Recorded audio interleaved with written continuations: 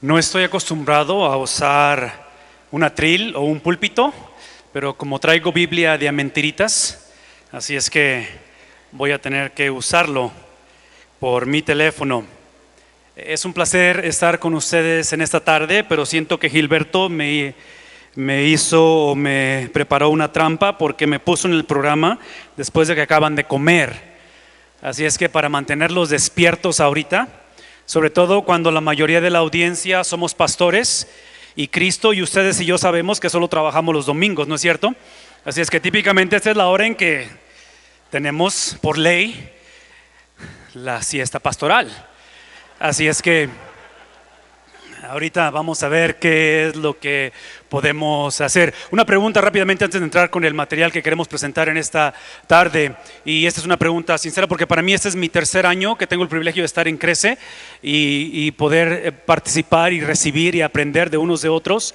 Pero ¿cuántos de ustedes honestamente, y estoy hablando de los que son por primera vez, que están aquí por primera vez, o tal vez segunda, o tal vez 11 años, no sé cuántos años tengan viniendo, pero cuántos de ustedes cuando vienen a Crece, cuando conviven con la Iglesia Bautista Oreb, con Gilberto, su familia, su liderazgo, se sienten en casa?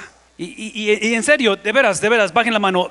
Hago ese comentario porque ustedes sí lo sabemos. A mí me encantaría decirles que la gente visita o regresa a las iglesias por la predicación de los pastores, pero esa no es la razón que regresa la gente. Me encantaría decir que es por la música, ayuda, pero no creo que es esa tampoco la razón.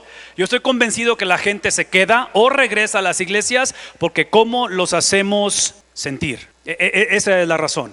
De ahí obviamente el Señor usa eso, porque este hermano Rick Warren, que escribió esos libros de Una vida con propósito, hace años dijo que es mucho más fácil compartir el evangelio con amigos, lo cual es cierto. Entonces menciono todo esto porque obviamente como iglesia, Gilberto, su ministerio aquí de ya varios años, que inclusive ayer que estaban mencionando la cronología de Gilberto, estaba diciendo, no sé si anda aquí Gilberto, no ha llegado, ¿verdad? Que no le digan lo que estoy por decir, pero cuando él lo ordenaron como pastor, yo andaba transicionando de rayitos de sol a embajadores del rey. Pero no le digan eso porque va a pensar que no es cierto. Pero hablando de cronología y de edad, hoy es un día especial en la historia de la humanidad, hasta cierta manera, porque un día como este, hace 30 años, es cuando cae el muro de Berlín.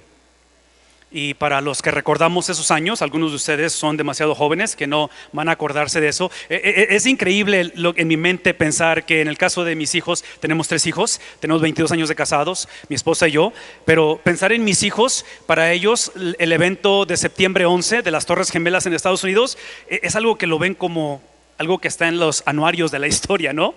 Y para muchos de nosotros es algo palpable. Es algo en lo cual lo recordamos como si fuera ayer, ¿no es cierto? Bueno, hace 30 años es donde cae el muro de Berlín, que para mí en lo personal, otra vez haciendo cronología de ello, el final de los 80s para mí, yo estaba ahí en esa etapa de estudiar en el Cebetis. Soy originario de Ciudad Mante y viví y crecí la mayoría de mis primeros años, o la primera mitad de mi vida ahí en ese lugar. Y ahí en el 88 por ahí empecé a asistir a los cursos de música que en aquellos años los veranos hacía el Seminario Lomas Verdes.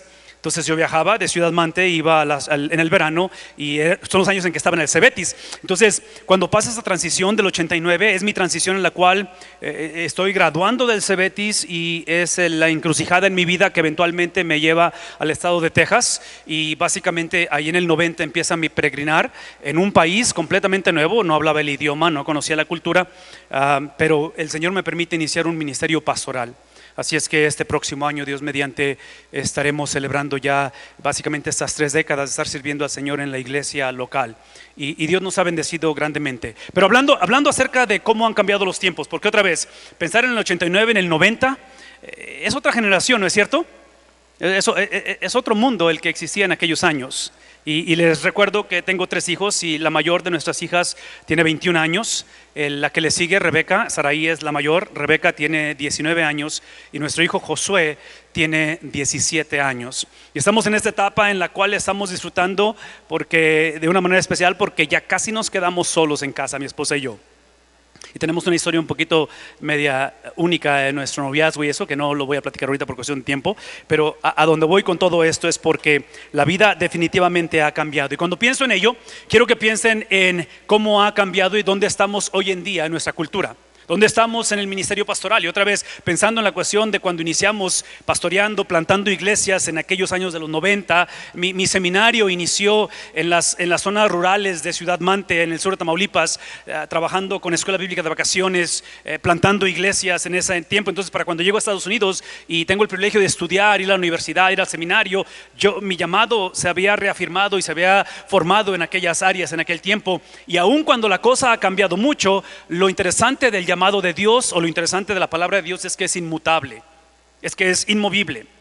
El reto que tenemos es el reempaquetarla de una manera en la cual nuestros hijos, nuestros nietos, pensar en la generación más joven, tengamos cuidado como líderes en no estar presentando el mensaje que es inmovible de la palabra de Dios, el evangelio, que básicamente es la persona y la obra de Cristo. No la presentemos en un formato de beta o de VHS a una generación que está viendo Netflix. ¿Sí vemos lo que estamos diciendo aquí? Tengamos cuidado con eso. ¿Por qué? Porque somos responsables, es parte del llamado en el cual nosotros no somos responsables por el contenido. El contenido, una vez más, es inmutable, es el mismo. Ese no cambia, nunca ha cambiado y no debe de cambiar. De lo que somos responsables es de cómo lo empaquetamos o cómo lo presentamos, de tal manera que pensando en nuestros hijos, en nuestros nietos, pensando en la generación de hoy en día, que estoy por hablarles un poquito acerca de eso, estamos hablando acerca de una generación en la cual, si no tenemos cuidado, van a percibir, escuchen lo que estoy diciendo, a percibir el mensaje relevante de la Biblia va a ser percibido como irrelevante. Entonces la percepción de él no es que sea irrelevante. El mensaje nunca es irrelevante, pero cómo lo presentamos potencialmente puede ser percibido de una manera irrelevante. Entonces hoy en día, si no tenemos cuidado, la gente no es que esté en contra del evangelio, simplemente que no ve la relevancia de él. Entonces, ¿qué hacer al respecto? Bueno, tengo algunas notas que quiero compartirles. ¿Dónde estamos? ¿Aquí, allá? No sé.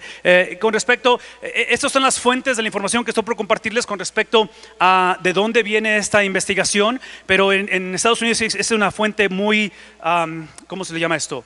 Una fuente confiable que se le llama Pew Research. La palabra research significa investigación. Regresas un poquito, no te me vayas todavía. Regresa un poquito. The White Horse Inn es un programa de radio por internet, y NAM son las siglas de la Junta de Misiones Domésticas entre los bautistas, son las siglas de North American Mission Board, y la otra que estaba ahí, que es la SBC, son las siglas de la Convención Bautista del Sur. Entonces, de ahí proviene ese tipo de información que estoy por compartirles, pero nada más quiero que vean algunos de ello. Ahora sí, vamos hacia adelante para ver algo de esto. En Estados Unidos existen 1,600 mega iglesias en los Estados Unidos, y mega iglesias se le considera de 2,500 hacia arriba en asistencia, de los cuales 200 a 300,000 son iglesias pequeñas. Eso implica que del 65 al 90% de las iglesias en Estados Unidos, que yo no creo que México ande muy distante de estas estadísticas, ¿ok? Yo voy a asumir que hay mucha similitud. Estamos en necesidad de revitalización. Y cuando digo revitalización, potencialmente de ser replantadas, porque algunas iglesias probablemente tienen que ser replantadas, ¿sí? Entonces, eso es parte de ello. La que sigue, vean lo que sigue. De las 4,000 iglesias que hay en la Convención Bautista, hoy en día hay un riesgo de que se cierren en los próximos 5 años. 10% de esta cantidad de iglesias entre los bautistas del sur solamente no estarán presentes en los próximos 5 años. ¿Qué implica ello? Implica que 77 de ellas se encuentran, eso es lo trágico, lo difícil. 77% de las iglesias de las que estamos hablando, de estas que están por desaparecer, el 77% de ellas se encuentran en comunidades de más de 100,000 habitantes. ¿Qué es lo que estamos diciendo? Que trágicamente en Estados Unidos han crecido las comunidades por la explosión demográfica, que sabemos que existe por todos lados, sí, pero trágicamente la iglesia no está creciendo al mismo paso. Entonces lo que encontramos es que la iglesia está tratando de corretear el crecimiento demográfico, y trágicamente yo argumentaría también de corretear la cultura, lo cual no es bíblico. La iglesia nunca ha correteado la cultura. La iglesia ha creado o ha transformado la cultura.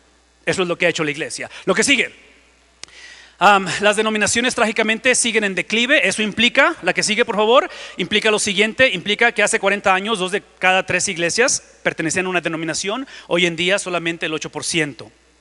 Entonces, algunos de ustedes pertenecen a la denominación del Bautistas o tal vez son de otro tipo de denominación, cualquiera que sea. Es obvio que no estamos aquí para promover eso, pero simplemente quiero decirles que hay algo especial cuando trabajamos y nos unimos por la gran comisión, ya sea en la plantación de iglesias, donde yo radico, que vivo en la frontera. Yo vivo en la frontera con el estado de Tamaulipas, de Reynosa a Matamoros. Tenemos una crisis humanitaria y ustedes lo saben. Es una crisis humanitaria donde tenemos gente que nos ha llegado de todo el mundo. Entonces nuestra iglesia, por ejemplo, ha tenido el privilegio de servir de comer a estas familias, y en una tarde dimos de comer a 980 personas. Y eso sucede todos los días. Es gente que está pasando y que reciben lo que se le llama asilo político, creo que es como se dice, asilo político. Entonces van hacia sus familias que están en el norte de Estados Unidos. Pero en fin, no tengo tiempo para hablar de ello, pero hablando de la denominación, trabajando juntos como bautistas, hemos tenido la oportunidad de atender a necesidades de emergencia. La que sigue, por favor. Esto implica, aquí están algunas cosas que implican, porque aquí es donde quiero que empiecen a ver lo emocionante de lo que está haciendo el Señor. La que sigue es de que hoy en día tenemos programado, está estipulado de acuerdo a sus estudios, que aproximadamente vienen 100 millones de personas a Estados Unidos. Es lo que se pronostica en los próximos 7 años. El crecimiento demográfico va a ser tal que es básicamente a través de grupos que están inmigrando, otra vez, eso es obvio. Y aquí déjeme hacer un paréntesis, porque voy a hablar a mi generación. Si tú andas así como en la edad media, entre los 40, 30 y tantos, 40, que es mi generación, y voy a hablar a nuestros hijos. Aquí algunos son jóvenes, y muchos de los que son de mi edad estamos criando jóvenes. Esta cuestión en Estados Unidos, que Estados Unidos simplemente se está moviendo a través de lo que va a la vanguardia es Canadá, y lo que va a la vanguardia de Canadá es Europa. Y estoy hablando de una cultura post-cristiana o una cultura secular. Y aquí es donde voy, porque voy a ilustrar eso ahorita. Cuando hablo acerca de estas estadísticas donde viene este crecimiento, en el cual es por grupos que están llegando y por nacimientos dentro de la cultura, en Estados Unidos la tragedia es que no estamos teniendo suficientes hijos. Parte de ello es porque nuestros jóvenes están tardándose en casarse o no se quieren casar, y cuando se casan prefieren tener perritos, gatitos o cotorritos. Y eso es trágico. No tengo tiempo para predicar ese sermón, pero simplemente les digo que eso implica que si está llegando gente de otras culturas, ustedes y yo sabemos que muchas de las culturas del mundo, sobre todo las del Medio Oriente, unas características es que tienen muchos hijos. Y de acuerdo a Deuteronomio 6, el evangelismo empieza ¿dónde? ¿En un programa en la iglesia? ¿Empieza dónde? En el hogar. Y si no estamos teniendo hijos, no estamos evangelizando a nadie.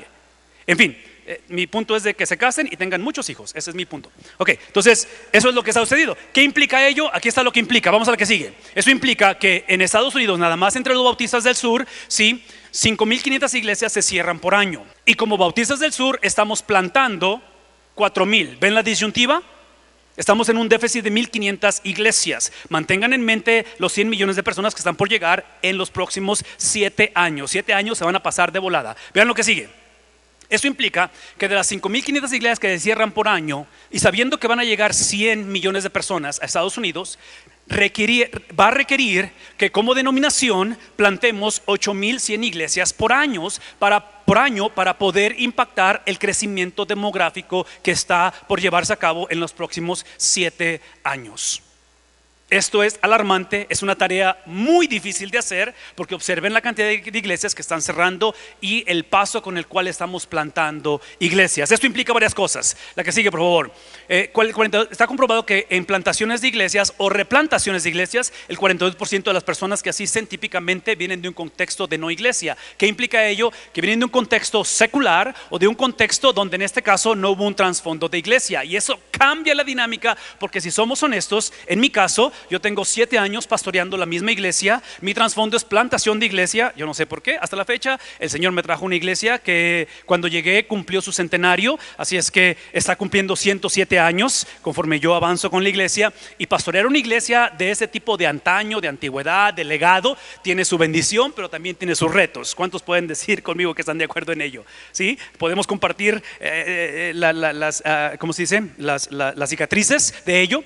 Que lo mismo se aplica en la plantación. Así es que algunos de ustedes están pensando en plantar, quieren plantar. Aquí hay seminaristas, déjenme ponérselas bien fácil. Estoy hablando con prejuicio, de lo cual es inevitable. Todos tenemos lentes culturales y lentes de prejuicio, que es nuestra experiencia. Pero después de haber plantado varias iglesias y pastorear una iglesia de ese tipo de antigüedad, ambas experiencias son igualmente difíciles. Son simplemente retos diferentes. Es todo lo que quiero decir.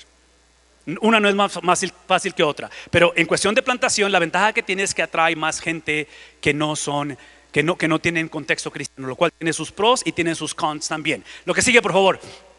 Eso nos trae un reto, y aquí está el reto, porque pensar en 100 millones de personas que están por llegar, aquí está el reto. Lo que sigue, por favor, es de que tenemos una cultura en la cual, como lo dije hace un momento, Europa está a la vanguardia, Canadá, y después sigue Estados Unidos. No tengo el tiempo para ilustrar lo que es el secularismo. Al terminar aquí, yo voy a estar dando una conferencia o un taller, mejor dicho, tengo que tener cuidado con las palabras que uso, un taller allá arriba, y voy a hablar esto en detalle en un momento, porque voy a continuar hablando de esto. Pero déjenme dar un ejemplo de lo que es una cultura secular, que es la que estamos o tenemos que alcanzar rápidamente. Hay 4 líderes ateos en el mundo. Uno de ellos acaba de morir, pero este está todavía vivito y coleando, que su nombre es Richard Dawkins, que es un inglés, y él anda en los 75, 76 años, son ateos, son líderes en el ateísmo, y este es el último de los libros que escribió, que en inglés se llama Outgrowing God, que significa, la palabra outgrowing es cuando, por ejemplo, un pantalón que ya no te queda porque creciste y ya te queda rabón, y le bajas la bastilla y ya no te queda. Entonces es el concepto de que él está diciendo en el libro. Yo sé que tú vienes de una cultura en la cual te llevaron a la iglesia y todo eso, pero o sea, ya es ok, en Estados Unidos hay una frase que dice así. Es una frase que dice que tienes que ponerte en el lado correcto de la historia, y se refiere a la revolución moral que estamos viviendo. La legalización de ciertas cosas con matrimonio y mismo sexo, la cuestión del suicidio asistido, la cuestión de... Ustedes saben de qué estoy hablando, ¿verdad? Todo eso es que tenemos que aprobarlo, porque tienes que ponerte en el lado correcto de la historia. E inclusive, si ustedes por alguna razón están viendo los candidatos o los que quieren correr por la candidatura en Estados Unidos, porque el próximo año es tiempo de elecciones de la presidencia de Estados Unidos, una de las preguntas que están haciendo, es a lo que me refiero en el secularismo.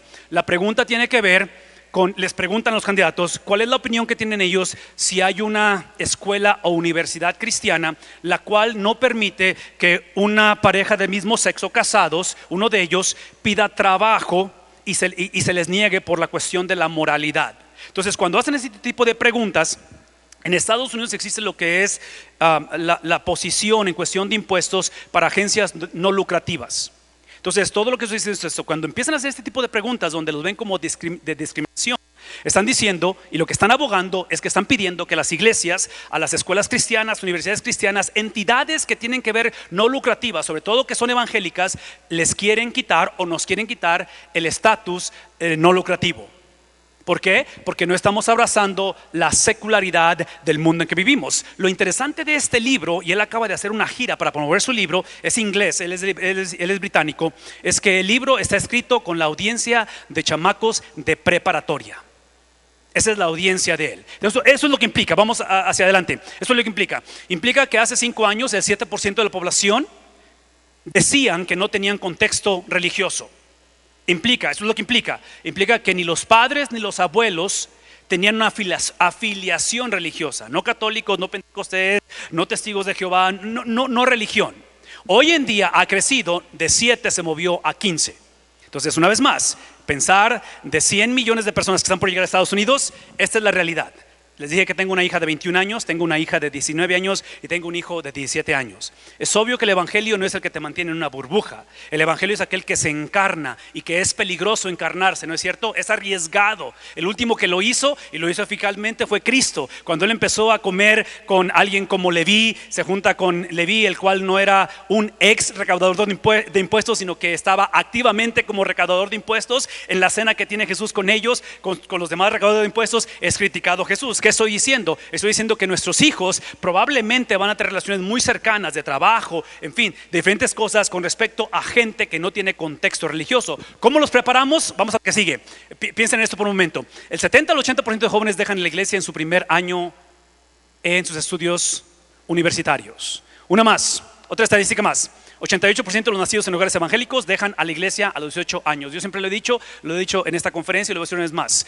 En el caso de mis hijos, que son hijos de pastor, que han crecido en la iglesia, me casé con una hija de pastor, es de que yo siempre he creído que mis hijos necesitan ser salvos de la moralidad religiosa. En otras palabras, la salvación es la misma para todos, pero algunos tienen que ser salvos de otro tipo de cosas. El pecado se puede reinterpretar, reexperimentar. En este caso, para los que crecimos en la iglesia, si no tenemos cuidado, pensamos que por no tener tatuajes, no tenemos aretes, entramos vírgenes al matrimonio, eso nos hace ser cristianos. Tú y yo sabemos que eso no es el cristianismo.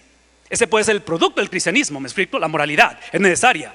Pero el evangelio es bien claro, es una sola cosa. Y menciono todo eso porque muchos de estos jóvenes que están dejando la iglesia son jóvenes que crecieron en la iglesia. Estoy hablando de tus hijos y de mis hijos y potencialmente nuestros nietos. Uno más, rápidamente. Te brincaste uno, creo, ¿no? Ok, más de 300,000 iglesias en Estados Unidos. En Estados Unidos hay 67,342 preparatorias, lo cual implica que hay 5 iglesias en Estados Unidos por cada preparatoria que hay. Piensen en estadísticas, ¿ok? Porque estamos hablando de Richard Dawkins, que está literalmente devorándose esta generación de jóvenes con este secularismo, con esta mentalidad de que el título del libro es Outgrowing God. Una vez más, o sea, ya no lo forces porque aparentemente God, el Dios, te está quedando rabón. ¿Sí me explico? O sea, ya cámbiate de pantalones, lo que está diciendo este señor con el secularismo que estamos hablando. Entonces, observen esto, la que sigue.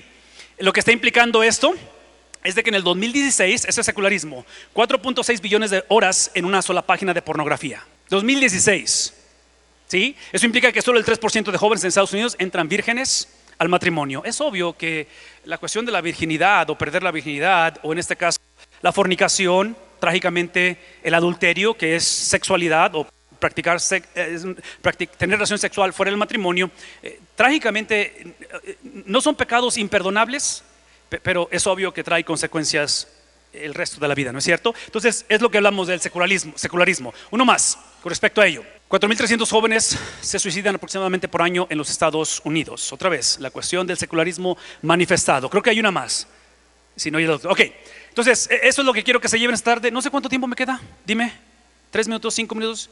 5 minutos, ok, rápidamente esto lo quiero que vean. Uno más, por favor. Es lo que quiero que vean rápidamente.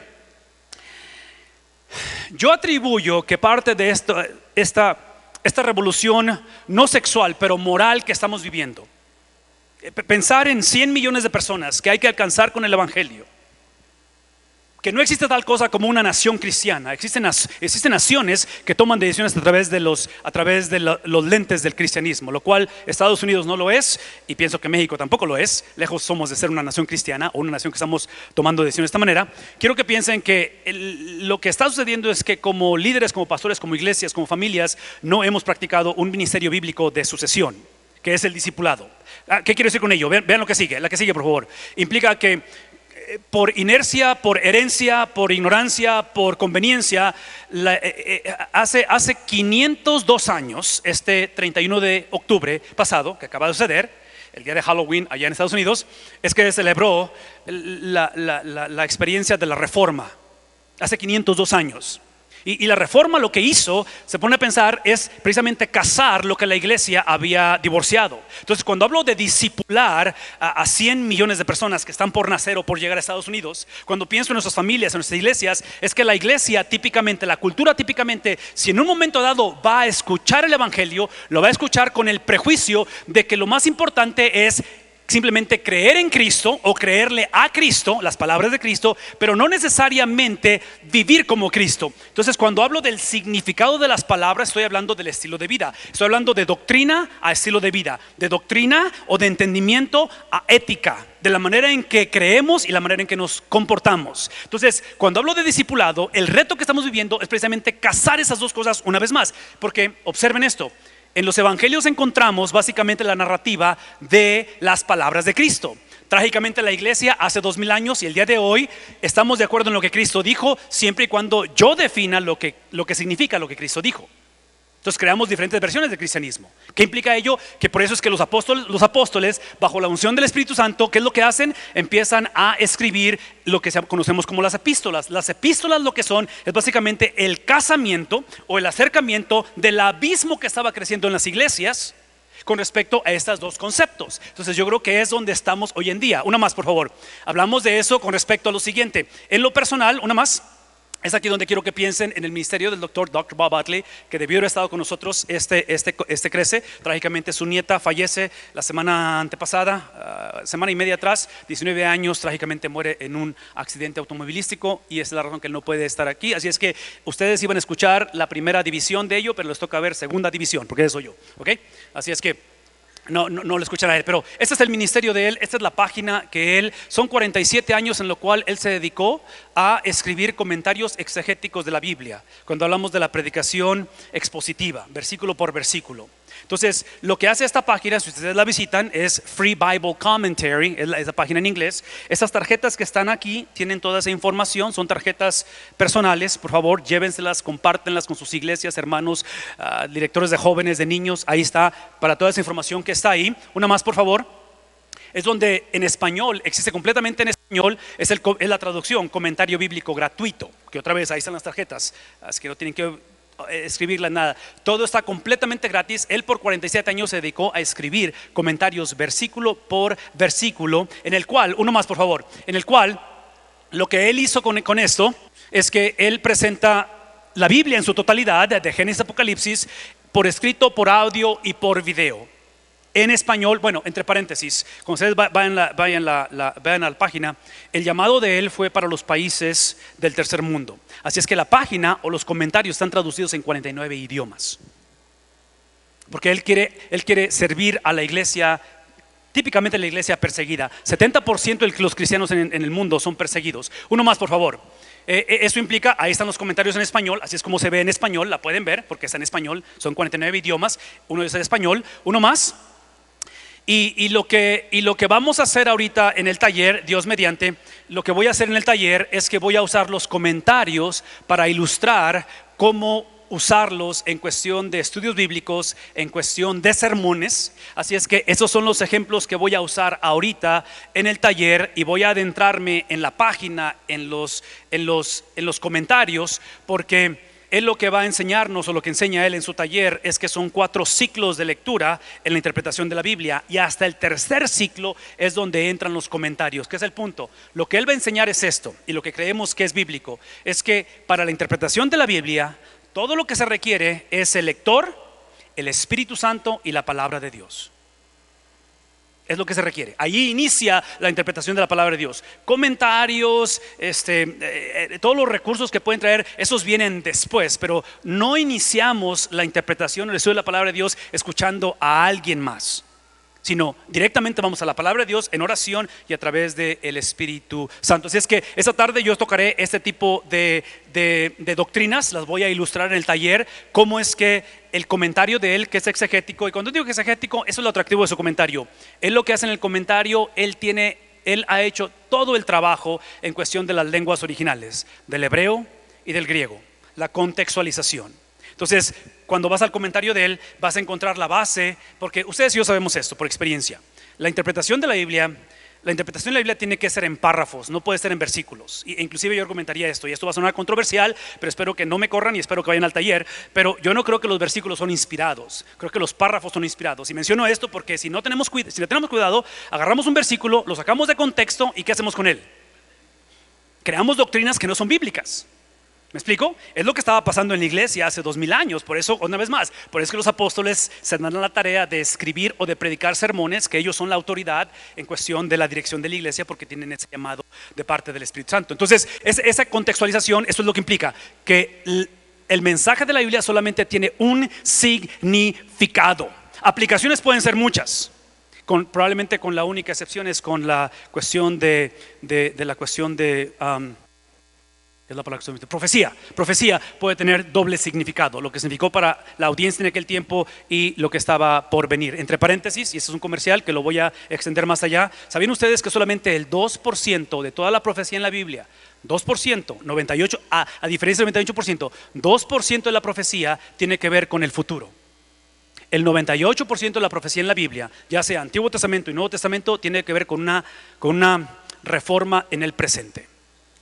Y menciono esto porque hoy en día, como somos una generación que le tememos a todo y queremos que alguien nos asegure el futuro, escuchamos cierto tipo de predicaciones de enseñanza que no es bíblica, porque otra vez tenemos que reformar nuestro presente para poder crear ese futuro en el cual, trágicamente, en el Antiguo Testamento la voz de Dios era el profeta. El mensaje era bien sencillo: arrepiéntanse. No lo hacen. ¿Qué sucede en el 722? Los asirios van a conquistar lo que es Samaria, lo que es el reino del norte, y trágicamente son conquistados y empiezan los exilios. En el 586, porque no se arrepintieron, los babilonios conquistan ¿qué cosa? Jerusalén, destruyen el templo. ¿A razón de qué? Los profetas decían arrepiéntanse. En el Nuevo Testamento la voz principal es el apóstol o los apóstoles, y el mensaje sencillo es: no se rindan. arrepentimiento y no se rindan. Ambas experiencias, Antiguo y Nuevo Testamento, tienen que ver con que no están diciendo ellos, ni Antiguo ni Nuevo, no están diciendo ojalá cuando pequen se arrepientan. Está diciendo arrepiéntanse porque ya están viviendo en pecado, hablando al pueblo de Israel, Antiguo Testamento. En el Nuevo Testamento los apóstoles no están diciendo cuando atraviesen persecución o problemas, ojalá no se rindan. Están diciendo dejen de rendirse. ¿Qué es el punto? El punto es simplemente de que en ese contexto de autoridad divina, inspiración divina, que es lo que vamos a hablar ahorita también acerca de ello, la inspiración, la iluminación, eso lo tocaremos ahorita en los próximos minutos. Hermano, terminamos.